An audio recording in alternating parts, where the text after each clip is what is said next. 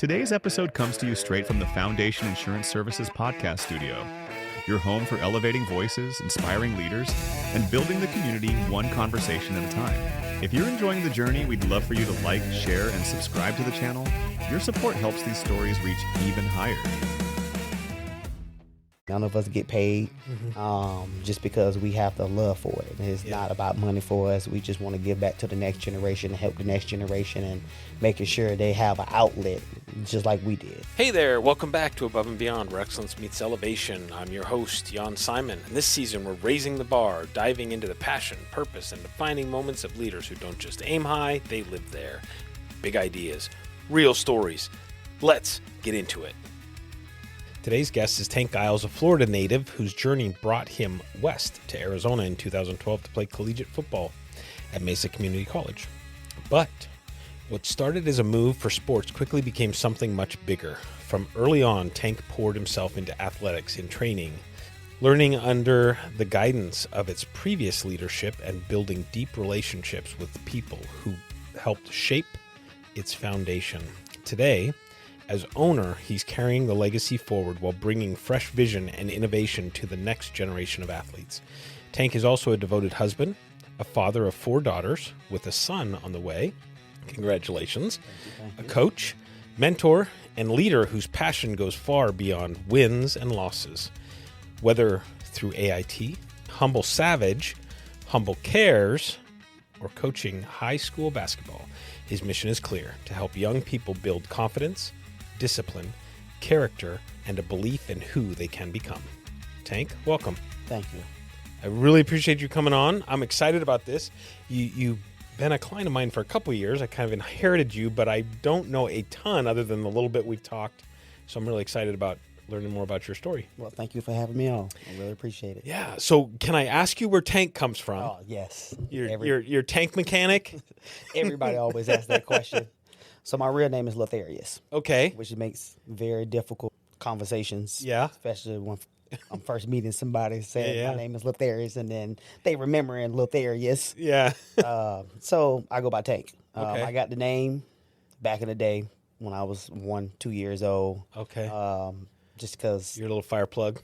no, unfortunately, I had a big head. Oh, okay. So they called me Tank Head. Oh, That okay. was my nickname growing up, Tank Head, and I kind of just grew into it. Nice. The Tank, because with Tank. football Yeah. and just my character and what I stand for, I am a Tank. Nice. So Okay. it kind of stuck with me. And Well, there you it's go. it's easier to say than Lotharius. It's much easier. I thought maybe you were like, tank mechanic. I wish. Tank Head. Tank Head. Tank. There you go.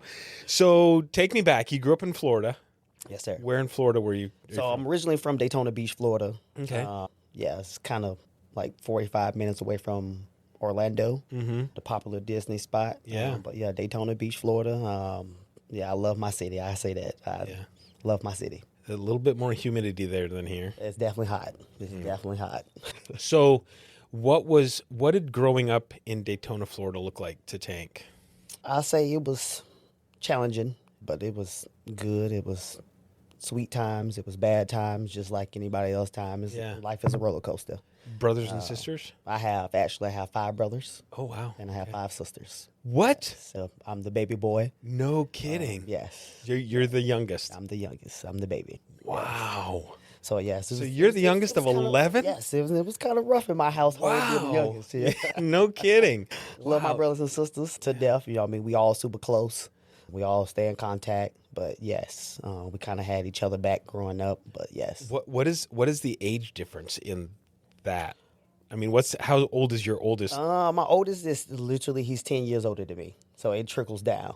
Wow. We actually have twins in the family as well, too. Okay, And, okay. So that's a little bit better. Yes, yes. Your mom was So my first 4, they're like 9 months apart. okay. And the last 4 besides me, they're 9 months apart as well, too. Wow. Yeah, and then, Wow. I'm 2 years behind my sister. Oh, my my oldest sister, but yeah. Holy cow. But I say I'm sorry. I'm like in shock. Growing up in a big family, it's Yeah. it's fun, though. Yeah, oh, Never- absolutely. Never a dull moment. You had a full basketball team plus the bench. Plus the bench, yes. And all us played sports. I give my shout outs to my brothers. That's Yeah. why I was able to play collegiate football. Okay. I give it up for them. They made me tough. They made me who I am today. That's awesome. Yes. That's awesome. Okay, so 5 brothers, 5 sisters, and Tank. Yes. And me. Yes. Tank. Played sports. When did you start playing sports? I started playing sports at a very young age, probably round 4, to be honest. Wow, okay. Competitively at 5. I was playing flag football at 5, and I actually was playing on my older brother's team, which is 3 years older than me. I always kind of played up. That's why I said thanks to my brother. So once I played with kids my age, it was kind of fairly easy. Okay. Yeah, I was a young superstar, I can say. Was it always just football, or did you play other sports? I played football, played basketball, baseball, ran track. Okay. Yeah, it's kind of sport. Did it all? Yeah, I did it all. Did you play instruments, music, sing? No. My sisters are the singers. Okay. Me, No. not so much. Okay. I got the name Tank, but I'm not the singer Tank. Yeah. Unfortunately. awesome. I always wish I could sing, though. Yeah. I can't sing. no. I can't play an instrument. That's one thing I do regret about growing up. Yeah. Learning an instrument. I always think that's fascinating and a cool tool to have in your. Yeah. I go back. So I played saxophone in high school. I played sports too. I was a very small town, so you kind of did everything, right? Yeah. But my mom and my sister both, but my mom's a pianist, and she's, very, very good. My sister actually went to college to be a concert pianist, composer, whatever. And my mom started teaching me to play the piano when I was younger. I don't remember how old I was, probably 8, 7, 9, whatever. And all I wanted to do was go outside and play. Like, I was like, no, I need, and I couldn't sit still. I never wanted to practice. Yep. And now I look back and think, I wish I would have learned how to play the piano. Yes. I can pink, little things out, but can't play. I actually played it, yes. So, all right. So sports. Tank was sports. Yes. That was it. Sports. Yeah. So at what point did you realize that you were excelling a little bit more, or was there one sport you accelerated more at? It was definitely football. Okay. At a very young age, I was definitely separating myself from the rest of the kids. Okay. Even in high school, I was a very, very, very athletic kid, especially for my height. As you see, I don't have a lot of height, 5'7", but I always played like I was 6'5". Basketball, that was my 2 main sports, football and basketball. Mm-hmm. But football was definitely the sport that I excelled at, and that was my ticket. That was my ticket out of Daytona Beach. Gotcha. That was my ticket out of my circumstances that I was in, my family, and just growing up. Yeah, it was kind of a traumatic Gotcha. childhood that I had. But, sports kind of kept me grounded. Yeah. That was my getaway, sports. Mm-hmm. And then my local rec center, and that was my escape. Yeah. Yes. Yeah, I think that's cool. And I think for a lot of kids, they say idle hands is the devil's work, So sports, I think, is a good thing because number one is the discipline, right? The mindset that you need in order to excel in sports, but also the self-belief and self-promotion, I guess, if you will, in some fashion. I've never been a self-promoter, but that whole inner belief of being able to say, yeah, no, I'm better than that, or making the choices of not going down the bad road, so to speak. Exactly. So, which is very easily. Oh, absolutely, absolutely. And pressure, teenage pressure is real. It's big. Especially your senior year. Yeah. As you start to realize, my time is running out. Yeah, exactly. So, Daytona, Florida, were you born and raised in Daytona? Yes, I was born in Daytona Beach, and I was raised in Daytona Beach. And then you decided to come to Arizona. Yes. To play football. Yes. At Mesa Community College. That's correct. Okay, so walk me through that decision, because I've heard of people going across country to play, D1 or D2 or whatever. Yep. But to come to a junior college across country, were you recruited? Yes, but just to give you a little backstory, out of high school, I did have a couple of scholarships to go D1. Okay. But unfortunately, I didn't have my credits in order. It was my transfer credits just because I switched schools my senior year to a different school, and I didn't have my 2 foreign language classes. So unfortunately, I couldn't go D1. Wish that as a senior, like you said, the pressure. I thought I was a D1 athlete. Yeah. You couldn't tell me otherwise. So it kind of got to me that I couldn't go D1. Yeah. So I ended up not going to college at all. to be honest. I actually started working at a restaurant for a whole year. So before I decided, I was like, yeah, this life is not for me. Yeah. We just call that a gap year. Yep. So I took my nice little gap year, and then I was like, all right, let me reach out to a couple schools and see what I can do. One of my best friends, one of my close friends, Dominique, he was actually coming up to Arizona as well, too. Okay. He got recruited, so I sent the film to the coach as well, too, and there you are. there we are. Yeah. And he brought me up as well, too, and we both came together. What position? I got recruited as a cornerback. Oh, really? Okay. Everybody in my back home, they know me as a running back. I was going to say, I would have thought running back. Yes, I mean, I played running back all my life. Yeah. I got recruited as a corner because my senior year, I broke my right hand. Oh. The first game of the season, actually against my former team. Okay. Nice. So is that karma? I think it was karma. Yeah. I think it was karma, or somebody did it on purpose. Yeah, you're right. Go out, bust his hand. Exactly. I've never been in one of those situations ever. Exactly. So I end up switching positions. I mean, I thought my senior year was over actually, because the next morning I woke up, my hands all swollen, fat, wow. and I end up tearing 3 bones in my hand. Wow. Yes. So they moved me to corner. And I end up having 6 interceptions for the season and 54 tackles, and I end up making it to Do you think that was because having spent so much time in the backfield, understanding what's going on back there, you could start seeing coverages, or? Yes, that, and I'm just be honest, I was just a competitor. Okay. And I was just, like I told you, I was just a step above everybody. Gotcha. Yes. Okay. So any position you put me at, I would have excelled at. I say, because 5'7", that's not very tall for a quarterback. No, it is not. So you got to be quick. That's how I got a lot of my interceptions though, because quarterbacks or receivers, they see me over there and be like, oh, we finna try him. Yeah, we'll go over the top of you. Yes, and halfway through the season, they wasn't trying me anymore because they saw film, and the scouting report tells you a lot. And Yeah. it was like, stay away from number 22. Yeah, you got a good vertical. Yes. Okay. Yes. Nah. Yes. I got you now. Yes. Well, okay, so you come out here. I mean, we could go into high school. We could go about background. I don't know how far you want to dig into what trauma might have come from your childhood. Yep. What talk me through that, because I think, and especially with what you do, and we'll get into that in a little bit with athletes in training. But I mean, you're the youngest of 11, right? So I would assume at this point, I can only imagine, because I've only had 2 kids, so I don't know, but I figure I was the middle of 3 growing up. I would assume at that point your parents, it's like, yeah, whatever, go, and let the brothers and sisters take care of you. Or were your parents involved? Or Well, my parents was very involved Okay. at a very young age. I only grew up with 7. Okay. So it was 7 of us that grew up. Oh, gotcha. All right? Okay. The rest of them is my dad's kids, and we grew up kind of okay, separately. okay. But we still still. stay in touch. And Yeah. still my brothers and sisters. Okay. But my parents was very involved at a very young age. But I'll say around when I was like around 10, that's when the trauma begins. You know what I mean? Parents was very involved. They used to come to the basketball games, football games, all of that. And then it kind of went downhill, as many relationships does nowadays, unfortunately. Yep. But nothing a child should never experience. But experience my mom and dad fighting all the time, like physically, verbally, to the point where we saw our parents kind of try to kill each other. Oh, wow. Yeah, it happens my right in God. front of our eyes. Sorry. So that was the traumatic part, to make the state step in and actually take us from our parents. Wow. And the first time it happened, because it happened twice, the first time it happened, my football coach actually stepped up and took me in. Oh, nice. Me and my Okay. brother. Okay. Yes.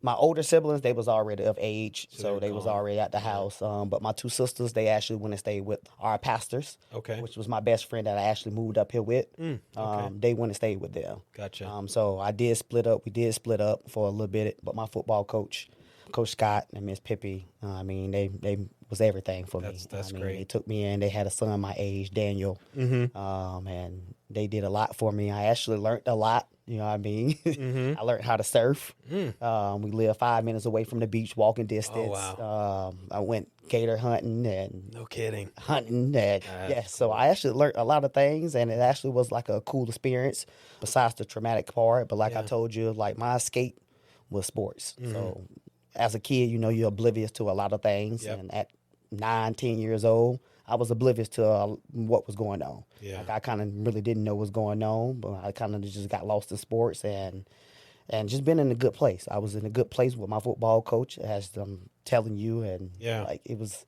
a good place. Yeah. But then I went back home.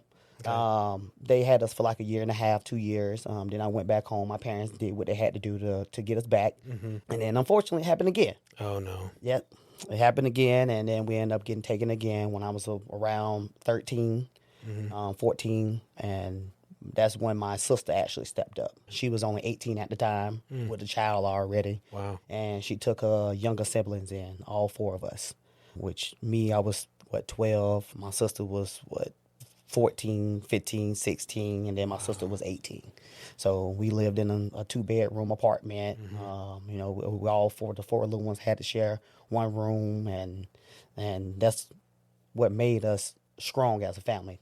Yeah. The siblings were. Yeah. That made us super close because we was going through this hardship all together, and it just was an unfortunate event, but, that what made us strong today, I like to say. What do you think? I mean, you've said sports. Yes. And obviously the relationship with your siblings, but you could have very easily gone down the path of getting into trouble.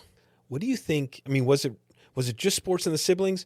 Your head just wasn't there? I mean, because I can only imagine the pressure as a young teenager to go that direction. I would say God put a lot of positive people in my life. Okay. Whether it's been a coach, whether it's been a family friend, or whether it's been just a role model. Because also, like I told you, Coach Scott, Miss Pippi, they was in my life throughout my childhood. Same thing with Miss Pam and Mr. Eddie.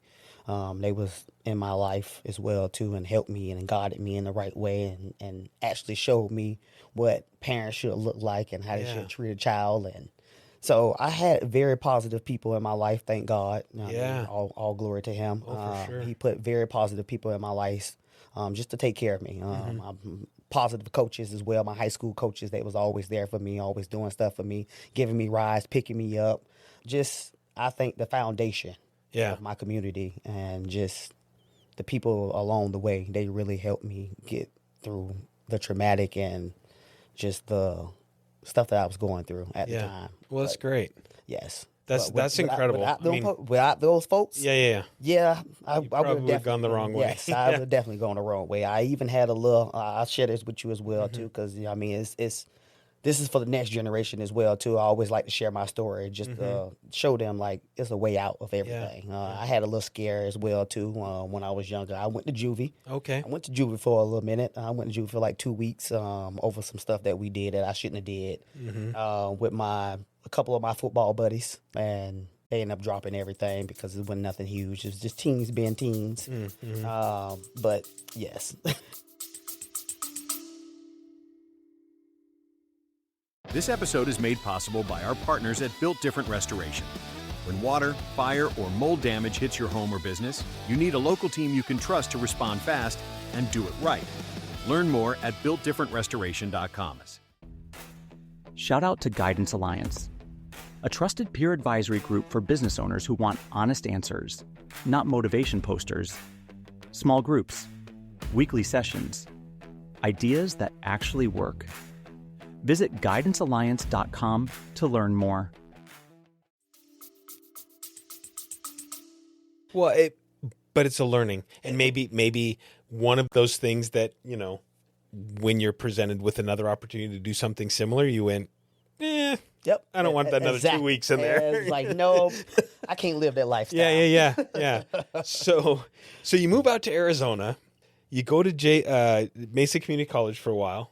How long did you go to Mesa Community and play? I actually went to MCC for 2 years. Okay. And then I got hurt. I tore 3 ligaments in my ankle. Ooh, okay. Yep.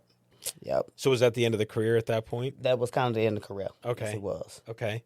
And then did you go on to finich college at that point, or did you just did not. say, hey, I'm done? I transferred to ASU. I took a couple classes, and then I kind of just faded. I'm gonna be honest, after football, I kind of went through a dark, depressing time, and because I thought football was my ticket out. Yeah. I didn't see any other thing that I could do or want to do. Yeah. That was kind of like I banked all my money on football. Yeah. It was like, this is my opportunity. Let me take advantage of it. And this is how I'm gonna feed my family.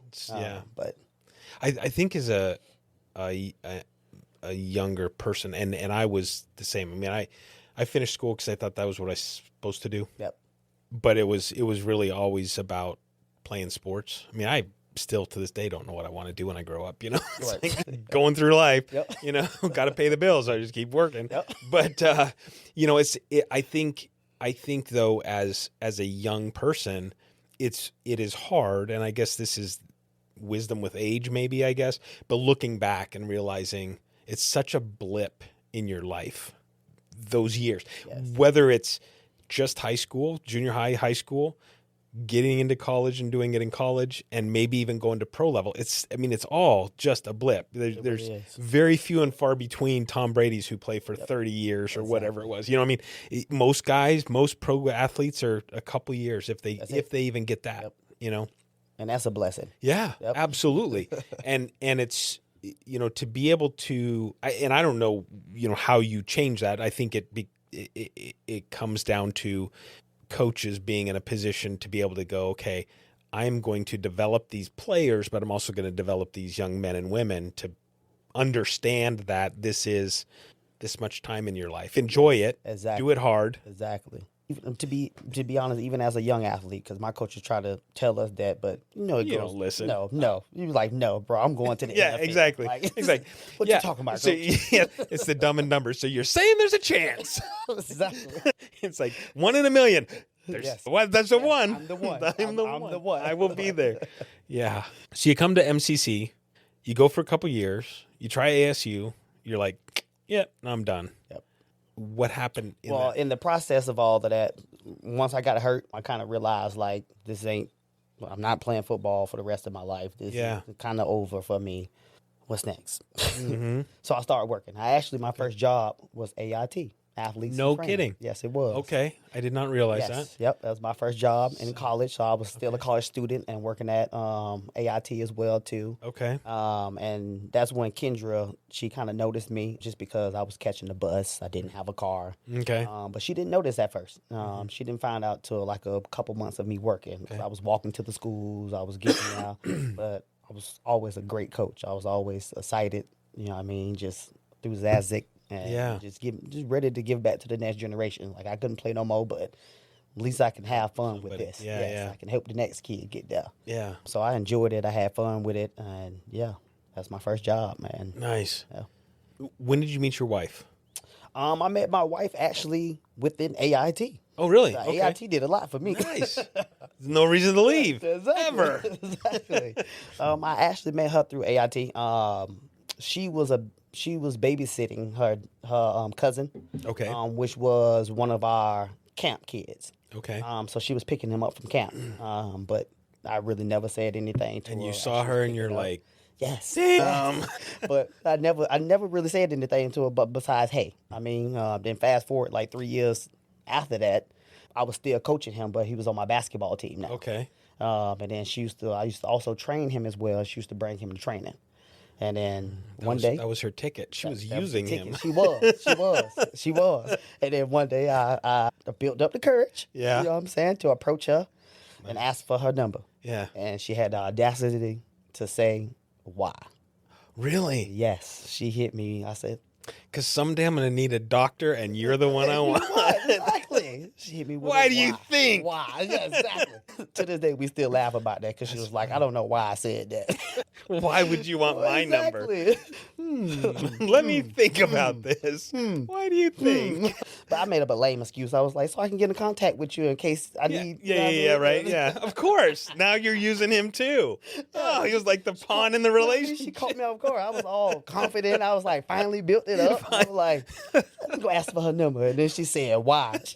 Like, what? Wasn't expecting that. No. It was a yes or no question. Yes. Throw in the why.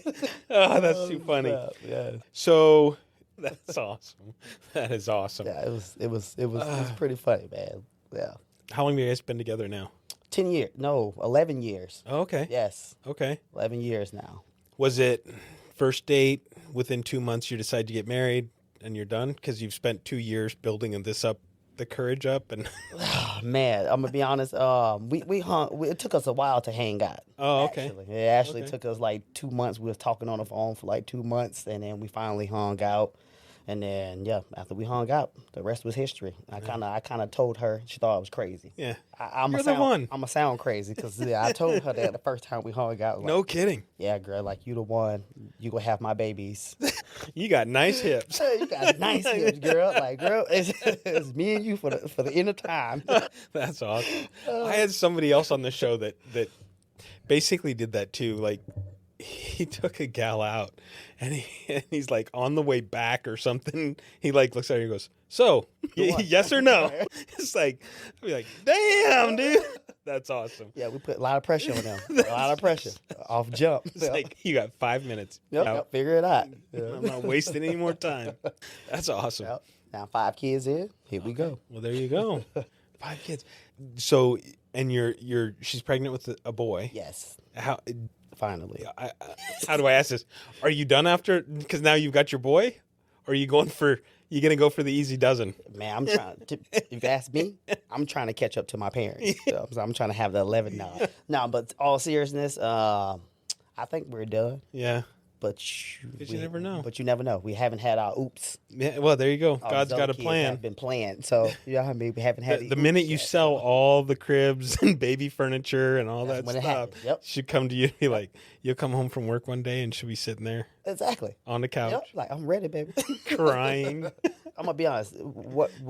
What I say I don't know because she kind of shocked me. I'm all the ways the one be like, oh, we gonna have another one. Can we have another one? Can we have another one? She be like, no, this is close. Like, and she finally, this last time when we our baby now was like, yeah, this is the last one. I finally said, yeah, this is the last one, and she was like, I don't know, maybe like 3 years down the line, like when I'm having baby fever, maybe we can try again. It was like, no.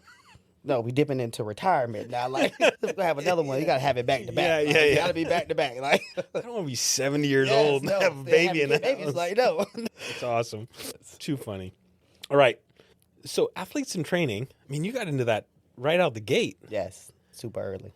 What made you, at what point did you realize that if not actively playing sports, you wanted to be, I mean, where was the shift? Because, you know, I could see that being, okay, I'm going to do this in college, you know, make a couple bucks, whatever. The shift was AIT. Like, Really? literally Okay. started working for the kids, and it kind of like opened my eyes. Was like, oh, this is fun. I enjoy doing this. Like, this is not work for me. This is just something I truly enjoy. Yeah. And to this day, it still feels like that. That's awesome. I feel like I'm going to work. Some days it does because of my Yeah. employees. Yeah, right. It's the only reason That's it the only does. reason, you know what I'm saying? It's not because the kids. Yeah, exactly. It's like, deal with the damn employees. Exactly. Especially when you have 50 employees that you have to deal with, and most of them college kids. And yes, They call in sick. some of the excuses, man, Oh, man. yeah. And to be honest, but that's how I got AIT. Okay. Just because I was a college kid, and Kendra recognized from early that I was actually like a go-getter. Like, I really wanted it.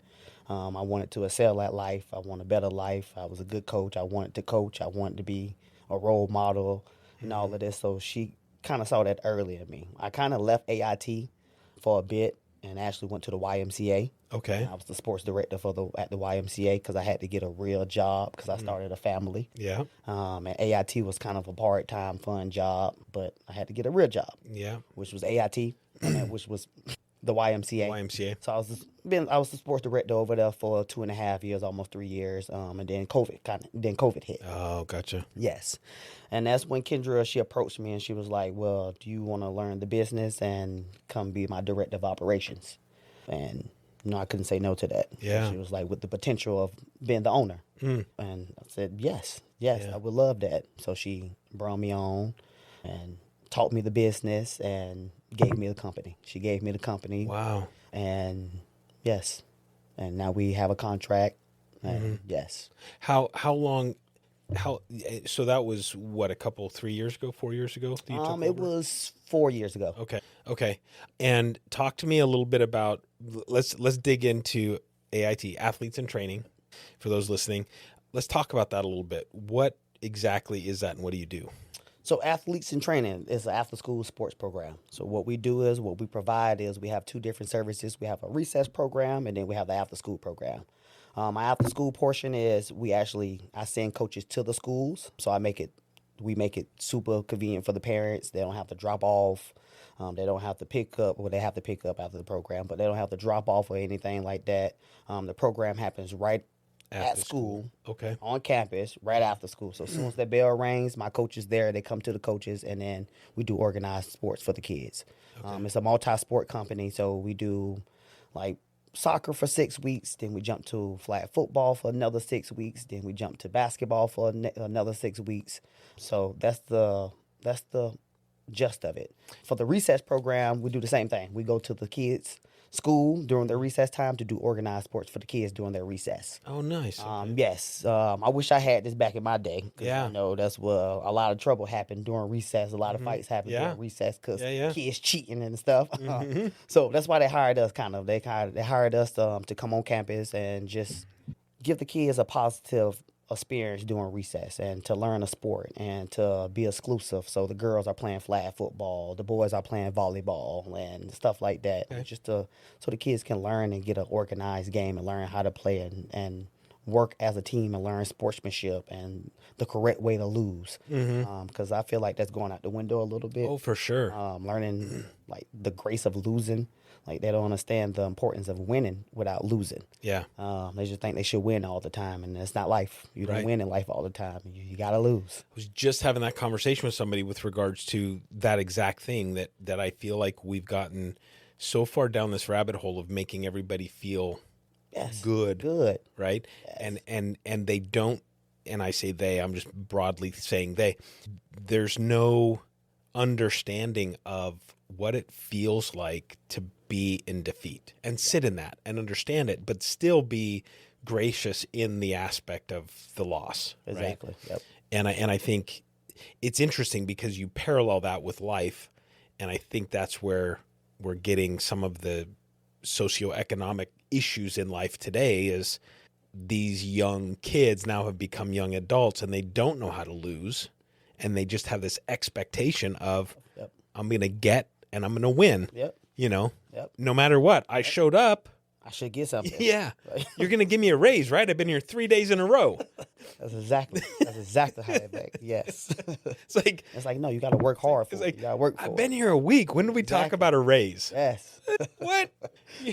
I'm telling you, has your vision or has your perception of leadership changed from when you were just working for AIT and now that you are the owner?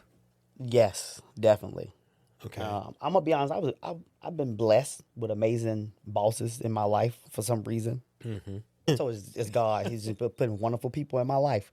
So I kind of already had an understanding of what leadership should look like, and just taking the leadership from sports as well too. I understand how leadership should look and how it should feel. So it was kind of like I was just stepping into a role that I'm already familiar with when it comes to leadership, because I consider myself a leader, an alpha male and a leader. Yeah. Man, I love to lead. Yeah. I mean, I've never been a follower in my life, so it's kind of right up my alley. You want to know the right answer? Ask me. Exactly. I will tell you what the right answer is. And if I don't know it, I know how to get it. That's right. That's right. That's what they don't teach you in school is, look, Google is very smart. Yes. Especially nowadays. Yeah, AI, all that stuff. Back when we were kids, we didn't have that. No, we had to look in the books. Yes. The books. Understand the Dewey Decimal System. Or ask one of my buddies. Yeah. And hope they knew. Yes. Yeah. That's what leaders do. That's funny. How do you go through the process? And I would assume because of the number of employees that you have and the number of schools that you have, you're not running the ship by yourself, or are you? Yes. I do have assistants that help me with the day-to-day tasks and stuff like that. But yeah, I kind of run the ship by myself. Okay.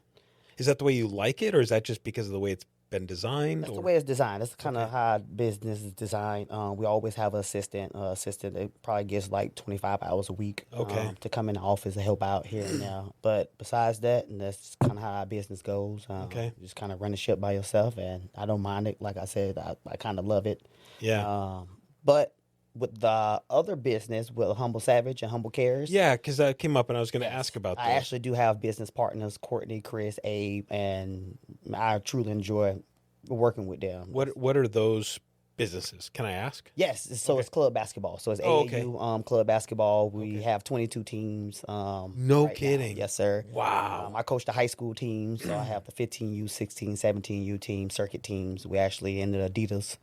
So we're Adidas sponsor, and yes, so we've been building this for a while now, since 2018, and no kidding, steady growing and growing. We started out with 2 teams, now we all the way up to 22. 22. We based in the Ahwatukee area. Okay, we kind of got the Ahwatukee area kind of on lock for us club basketball, any basketball. They kind of come through us. Okay. But yes, man, and I truly enjoy that as well too. That's one of mine.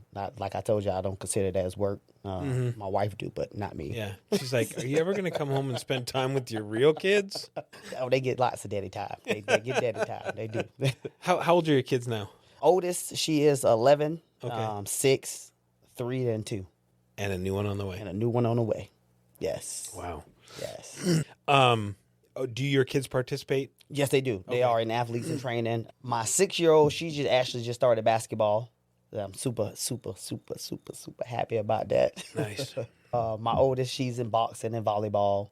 And then, they participate in athletes and training. I actually started my 6-year-old at 3. Okay. And she understands all the games now. So that's why I say it's a kind of a big deal to me that they be involved with sports. Just because you learn a lot of life lessons in sports. Are you like a drill sergeant person at home? The kids misbehave. You're like, get down and give me 10. I am the enforcer in my household. You know what I mean? You know, my wife. Your wife say, wait till your father gets home. Yes, she's the sweet one. I am the enforcer, which I don't mind to be. You know what I mean? We got to have a balance. You know what I mean? Wife got to be, she's the loving, the nurture one. Yeah. And I'm loving too. Don't get me wrong. But, I'm daddy. Like, I got to draw the line. You know what I mean? You can't be talking moms like that. Like, yes. Yeah. Yeah. So you did not just say that. Exactly. You know what I mean? They know that look. And all I just gotta give that look now. Exactly. So.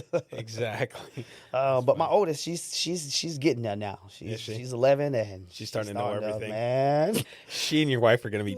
Hey, it's starting to happen already. Yeah. That's too funny. And that's why daddy's there. That's funny. You talked a little bit about in high school and stuff making some decisions with, the right path, the wrong path, we'll call it, because I'm not smart enough to come with something else. Are you dealing with that with the kids that do you work with them on kind of a mental basis? How old are these kids that you're working with? High school. I have high school kids, but to be honest, I work with all ages because AIT is an elementary program. Oh, okay. So that's K through 5, and then with the club basketball, that's high school. Even with the high school basketball I coach at DV, that's high school as well too. Okay. So kind of all over the place. I mean, some kids, they're dealing with it. I mean, some kids are fine because they're in a nice area. Yeah. But yes, that's why we started Humble Cares. Okay. Humble Cares is our nonprofit organization for Humble Savage. Okay. To basically help the kids in need. Okay. And help us fundraise for those kids and make sure that we can also include them into basketball. And is that like to be able to help them with equipment and stuff like that? Equipment, whether it's travel. We actually going to Cali this weekend for a basketball tournament. Oh, wow. So for like hotel rooms, travel, because we have to get a van or something for the kids that can't travel. So just stuff like that to help them get their gear and stuff like that. Club dues every month. Yeah, so. That's awesome. Have you had any of the kids go through so far, whether it's AIT or the Humble program, that have kind of stepped on to the next level where you're like, oh. This is actually the first year. Really? They're actually graduating now. So okay. Our first group that we had, they're graduating this year. Oh, wow. So it's amazing to start see. Watching. Yep, to start watching. And that's why we started Humble Cares as well, too, so we can help the kids and give them scholarship money. Okay. As well, too. So hopefully we are able to give them some scholarship money to go on to their next opportunity. Yeah. But we'll see. That's awesome.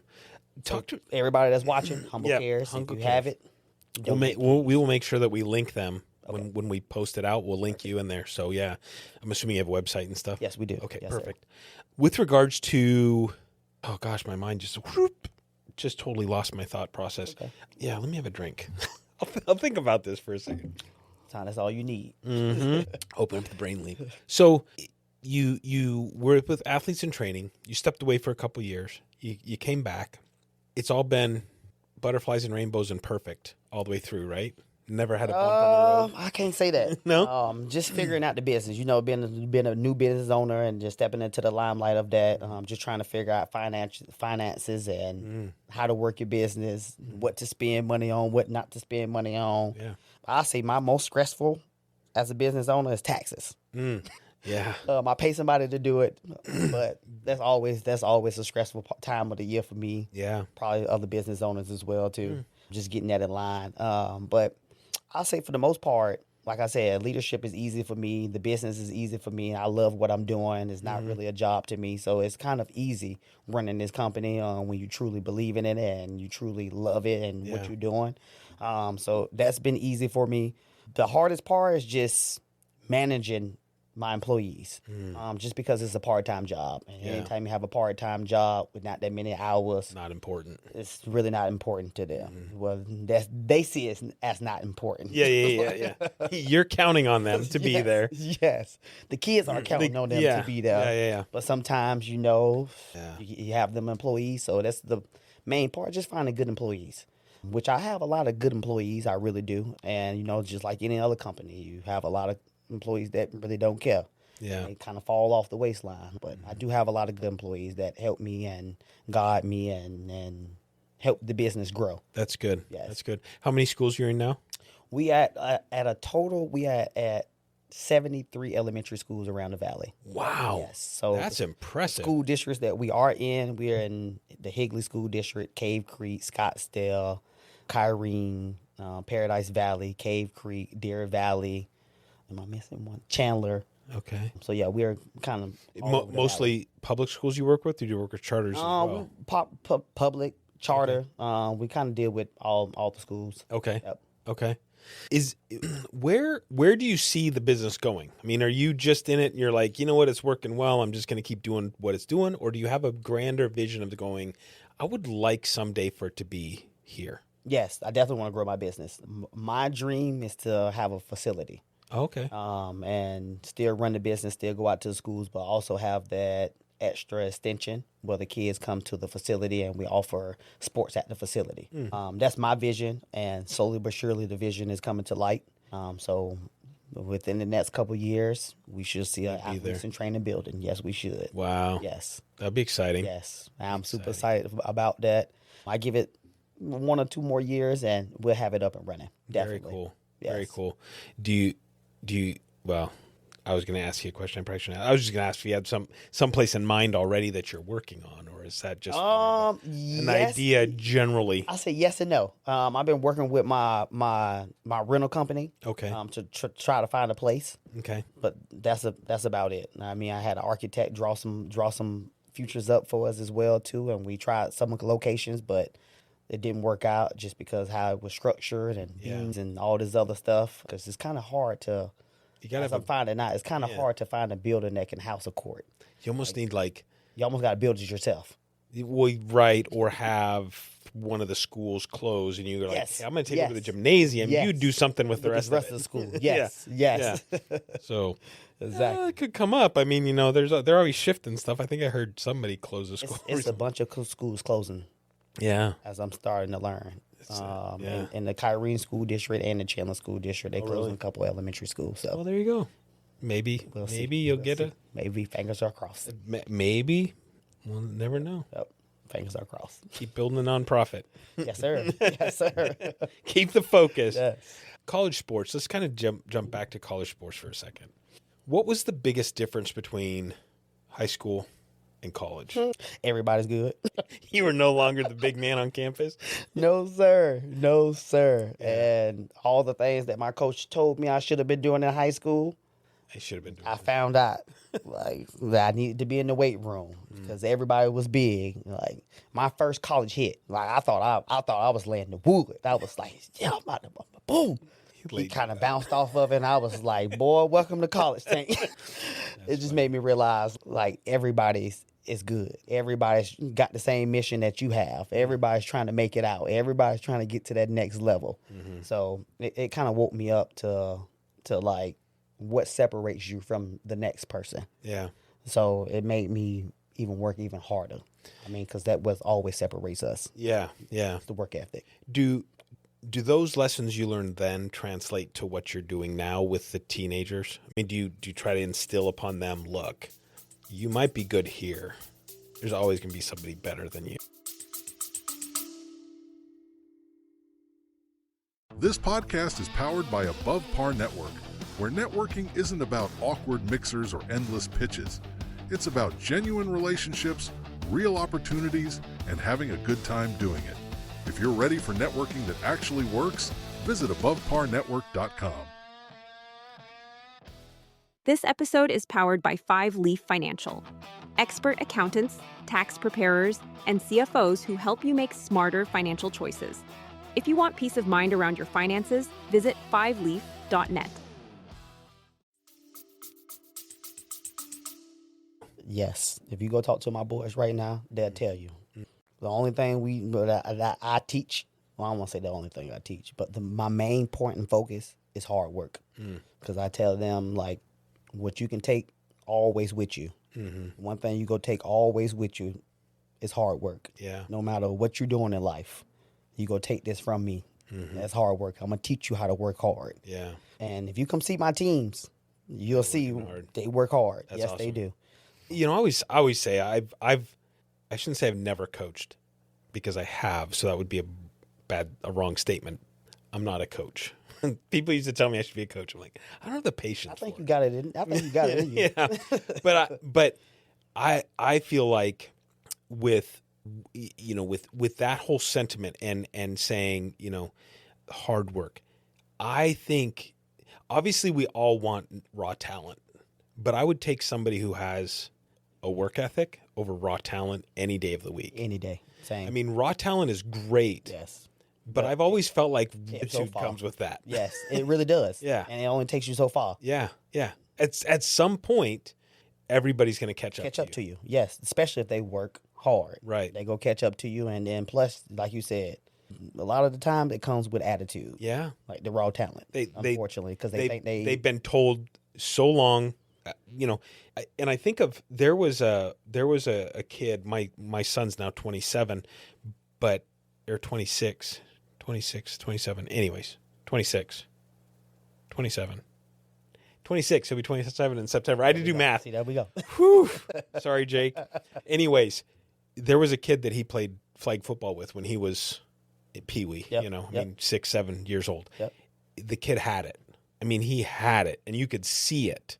But I always kind of felt sorry for him a little bit, because he was always the one that they were giving the ball to, always the one that they were throwing the ball to, always the one, I mean, he got the ball, and he was fast, and it was like you could see him, the moves, and it was like it was just there in him.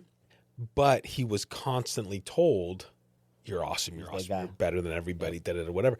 And so now I kind of think back to, and I wonder where that kid is now today. Did he ever go anywhere? It's like, I have no idea, because it's 20 years later, but it's one of those things where it's like, I just wonder, but I always feel like, it's a hit and miss. I'll tell you that. Sometimes they work hard, sometimes they don't. Yeah. And if you can find somebody who's got both. Oh, that's the kids that you want on your team. Yeah. Yes. Yeah. Yes. Absolutely. Yes. Because, and especially if that translates across to a desire to make other people better. Yep. Right? If they've got that mentality of, I understand if I can help you be better at what you're doing, it's going to help me be better at what I'm doing. Yep. And so then together we can build. To be honest, that's my 16U team. For Humble Savage, that's my 16U team. We've been together since we've been 7th, 8th grade. Oh, wow. And we've been building. Now they're in 10th grade, about to be in 11th grade. And okay. We started out just losing by like 40, 30 points. Now we beating teams by 30, 40 points. No kidding. And now we playing up in every division, and that's them. That's they awesome. work hard, though. Yeah. Yeah. And they built the skill hard. now. Yes. Run the plays. Yes. It's funny because watching the Final Four stuff, and I won't mention teams by name, but they know who they are. They forget how to run plays. Yep.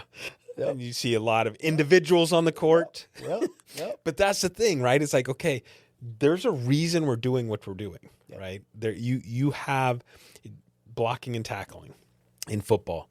You know, there's a reason if you're, you know, down lineman and you know, we're running to this gap, you got an assignment. You got assignment. You got to block that man. You got to do what if you not, right. leaving the running back high and dry. Exactly. Someone's getting that was me. tanked. That was me. It's like it's a couple times that happened to me. I'm sorry, coach, I blocked the wrong hole. Yeah, you did. Your quarterback's on his ass back there. Yep. Yeah, that I've actually, I was a quarterback in high school, and so you know too, Dan. Oh, you know. So many times. And you get linemen who look at you and go, wait, where am I supposed to block on that one? It's like, dude, really? Oh, my bad. It's like, bro, okay. It's like, odds to the left. Yes. Evens to the right. But you need them. Yeah. You need them. Oh, absolutely. Like, you need them. Exactly. Execute. What's one or two things that are kind of, when you start working with an athlete, what's kind of one or two things that are most important to you that you would hope that if they turn around in 10 years or 20 years and they say, yeah, I went and I experienced that. Let's say your basketball teams. What do you hope that they say about you or say about the program? I hope positive stuff. He was a hard ass, it better be but it was stuff. fun. Yes, they probably would definitely say that. They probably would say I was a hard ass and we ran a lot. Yeah. But they gained knowledge from it and they had fun. They had a fun experience. They learned hard work, dedication, and then just how to be a man, just accountable, just be a role model and to give back and just to be respectful. You know, I'm from the South, so I'm big on respect. Like I tell my boys, anytime you walk into a building, you should always address everybody. You need to come say hey to coach. You need to come say hey to everybody else that's in the building. Yeah. You need to say yes, sir, no, ma'am. I'm big on traditional stuff like that. That's awesome. So that's the stuff that I want them to take and give to the next generation and even take with them into their careers and their life and on to college. And yes.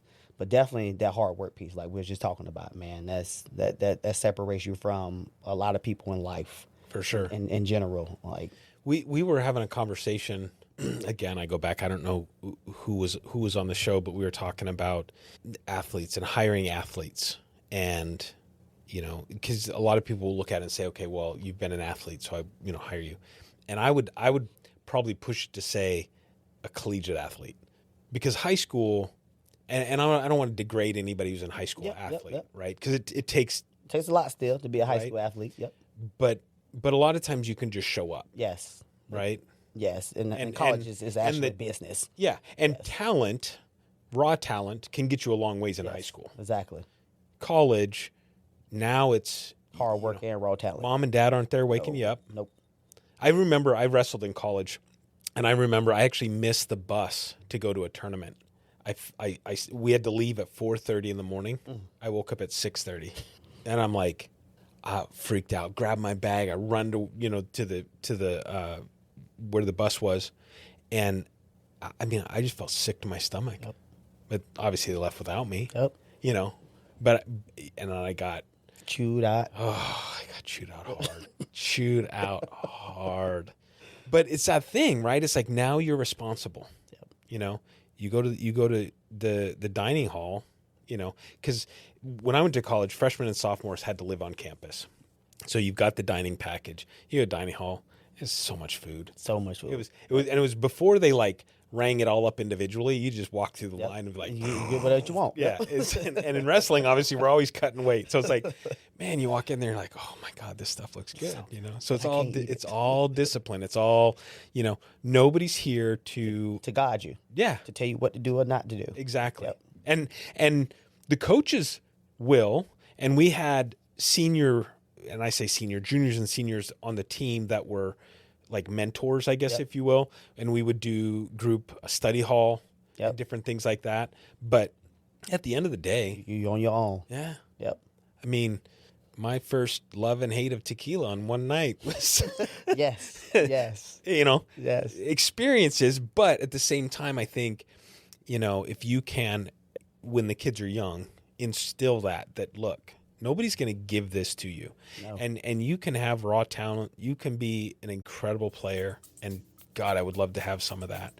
But if you're not willing to put in the work. Big thanks to Meritum USA for sponsoring the show, helping businesses simplify payment processing and reduce unnecessary fees. If you're tired of overpaying to accept cards, it might be time for a better option. Learn more at meritumusa.com.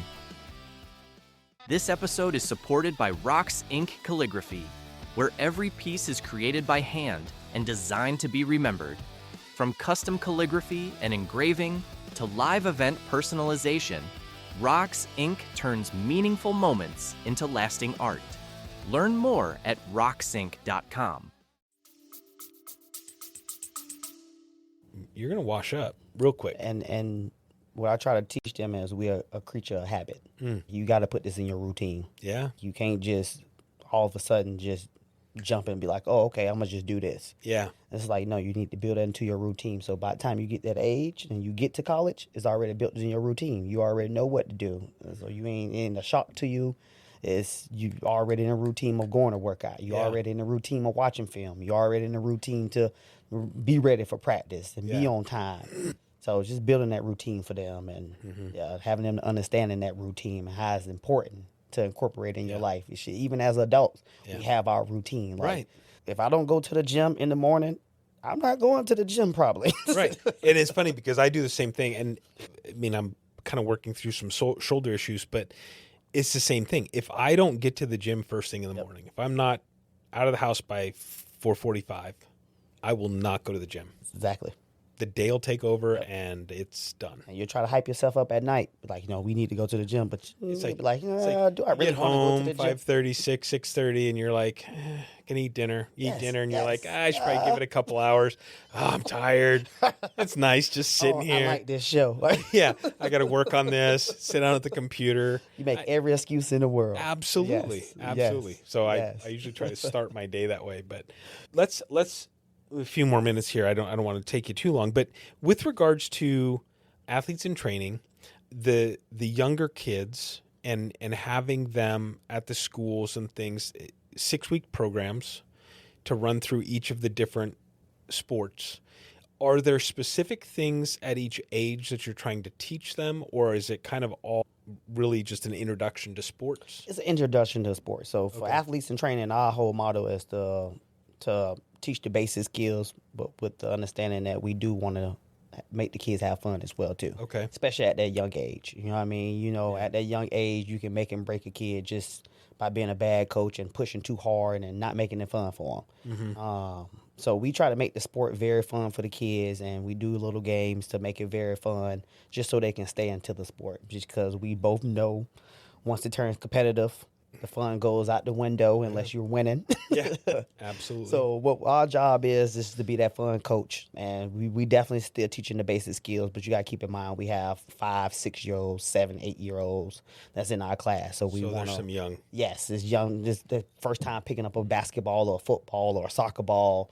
So we just trying to teach them the introductory to soccer and make sure they're having fun within that sport. And then from there, you know what I mean, then they can go on to their club sports. And Do you said you have 22 teams in Humble. Yes.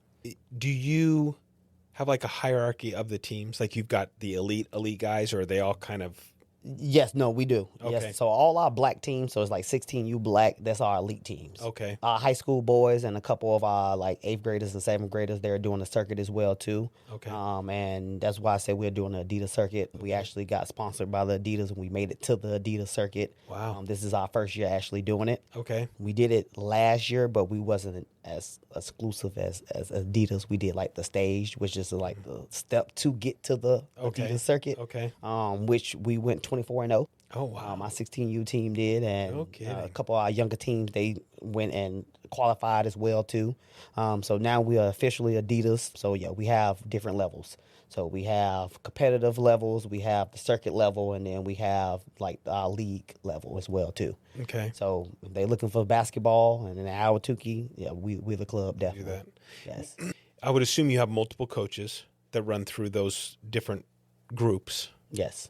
How do you keep those coaches motivating on the same track as you? I mean, That's the hard part. Okay. Because most of the time, me, Courtney, Chris, and Abe, we kind of the faces and we kind of run the teams. Okay. Just because, like you said, it's kind of hard to find like-minded individuals with the same vision that we all have.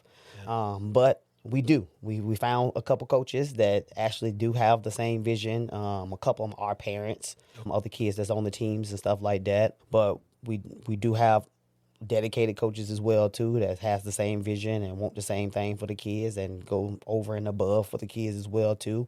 And then we all are kind of volunteer coaches. None of us get paid just because we have the love for it. It's not about money for us. We just want to give back to the next generation and help the next generation and making sure they have an outlet just like we did. Yeah. So, all the coaches, I say, man, are wonderful. We got Coach Rowe, Coach Corey, Coach John, Coach Brian, Coach Will, Coach Aiden. So there's a bunch of coaches that step up and they do a great job. And they ain't just coaches that we just pulled off the streets. It's actually collegiate basketball players at that as well too. Oh, really? Okay. Yes. So, yep. Nice. So Coach Roshi played basketball. Coach Corey played basketball in college. Coach Aiden, Coach Will played basketball in college as well too. Okay. So we have there's some good talent there. Very good talent. So, yes. So any other clubs that want to challenge the coaches, hey, it's awesome. We all for it. We do that as a fundraiser. Yeah, exactly. There you go, right? Hey, the coaches tournament. That's yes. right. There you go. If you could go back and give your 13-year-old self any advice, what would it be? Stay the course. Yeah? Yes. I like where I'm at right now. That's good. I like my life. I like everything that's going with it. I love my family, love my daughters, love my wife. I like what I'm doing glad you threw right that now. in there. Yes. So I better if I don't want to sleep on the couch tonight. Yeah, right? No, but all seriousness, man, like I genuinely love where I'm at in life right now.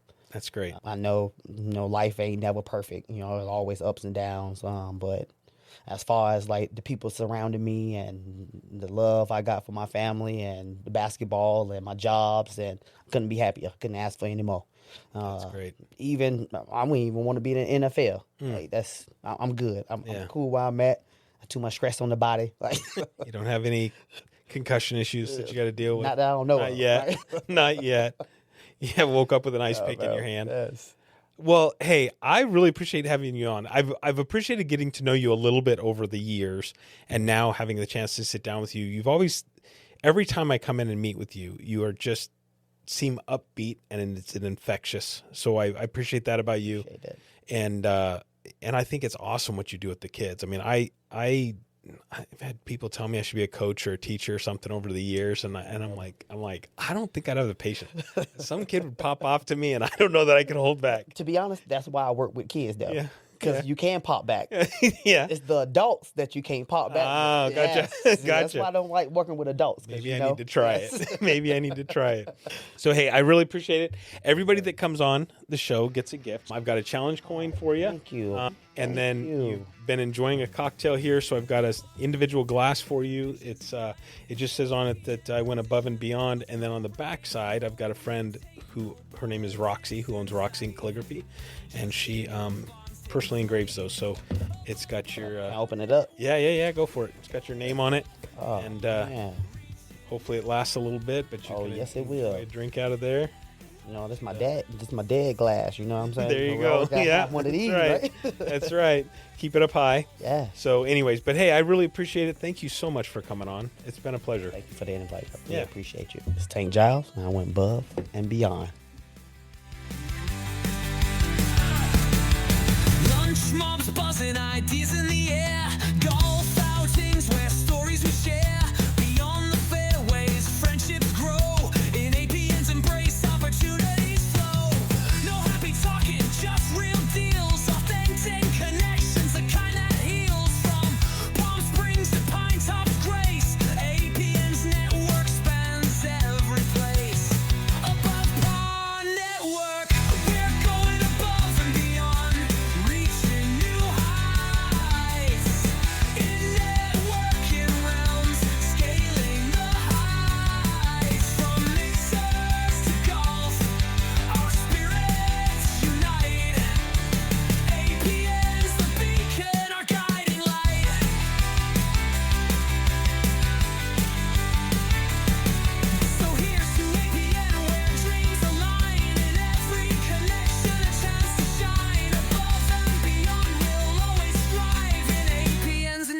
work, we truly thrive.